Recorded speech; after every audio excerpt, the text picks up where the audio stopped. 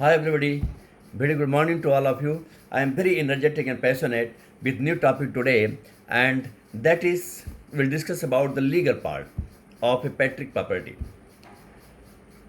Like when we have filed any case in the court has different terminology like decree, judgment, and order. Today we'll discuss that what are these things और ये सब चीज़ें क्या हैं, आदेश क्या होता है, ऑर्डर मतलब बोलते हैं, डिक्री क्या होती है और जजमेंट क्या होता है। फ्रेंड्स, जैसे आपने बाबरी मस्जिद के केस में देखा होगा कि यह केस कितने सालों से चला। यह विवाद था हिंदू और मुस्लिम अधिग्रहण का कि इस पर किसका अधिकार है, और इस पर जो जजमेंट आया सुप्रीम कोर्ट का वह 1045 पन्ने का था। कितना था? 1045 पेजेस, जिसमें बहुत सारे गवाहों और बहुत सारे सबूत उसमें डाले गए, बहुत सारी चीज़ें उसमें इंक्लूड की गई। जजमेंट में मतलब बेसिस बनाया जाता है कि किस आधार पर हम एक आधार क्या है जजमेंट का, फैसले का एक फाइनल प्रूफ बनाया जाता है, और उसके आधार पर ये जजमेंट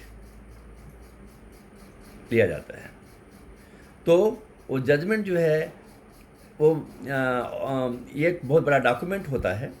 बट डिक्री क्या होती है, उसका एक समअप होता है, मतलब उसका क्या कंक्लूजन है वह एक कुछ पेजेज में आ जाता है, दैट इज़ डिक्री।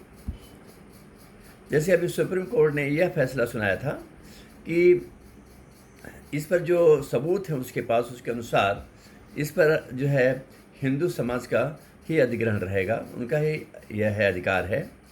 और बाबरी मस्जिद को कहीं लोकेशन पर मुस्लिम भाइयों को दिया गया और उसके आधार पर वो वहाँ पर उनको मस्जिद बनाई जाएगी।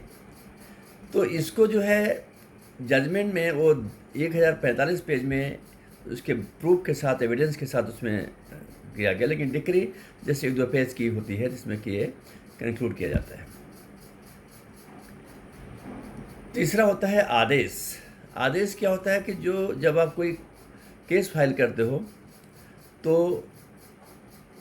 कोर्ट क्या है कि दोनों पार्टियों को, पक्ष और विपक्ष दोनों पार्टियों को बुलाती है time to time to understand, जब उनकी क्लैरिटी के लिए उनको बुलाती है और समझती है कि क्या मामला है, क्या चीज़ें हैं ये सब। तो इस तरह से जो है वह समय समय पर आदेश देती रहती है शामिल होने के लिए, वहाँ पर आने के लिए कोर्ट में, और दोनों के वकील जो है उनको एक दूसरे के बात कर रखनी पड़ती है। तो दिस इज़ समथिंग लाइक आदेश। तो यह बहुत इंपॉर्टेंट पॉइंट है जो कि नॉर्मली अगर आप इस फील्ड में हैं और या इस तरह से किसी चीज़ में आप इन्वॉल्व हैं तो आपको ये सुनने को मिलता है और ये चीज़ें होती हैं। ऐसे बहुत सारे टर्मिनोलॉजी हैं जिसके बारे में हम बाद में बात करते रहेंगे, लेकिन मैं आपसे ये बोलना चाहता हूँ कि अगर कोई पैतृक प्रॉपर्टी है और वो प्रॉपर्टी जो है, पैतृक प्रॉपर्टी के बारे में मैंने पिछली वीडियो में बताया था कि क्या होता है। इन शॉर्ट में यहाँ पर बता रहा हूँ कि कोई भी दादा परदादा की प्रॉपर्टी जो होती है वह अगर है तो वो पैतृक प्रॉपर्टी बोली जाती है। वह अगर हमारे पिताजी ने खरीदी नहीं है, वह उनके पिताजी की ओर से आई है तो उसे पैतृक प्रॉपर्टी, और उनके दादा की ओर से आई तो उनकी पैतृक प्रॉपर्टी बोली जाती है। और उस प्रॉपर्टी को उनको बेचने का या गिफ्ट करने का कोई अधिकार नहीं होता है, ऐसा है। और अगर वो करते हैं तो वो इलीगल माना जाता है।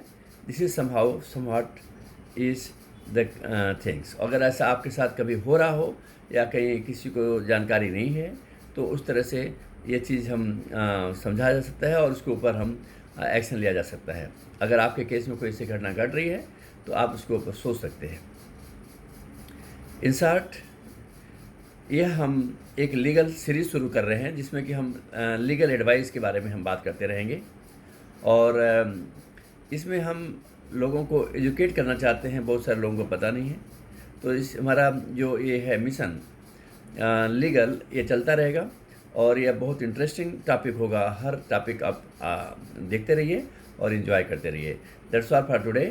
Thank you very much.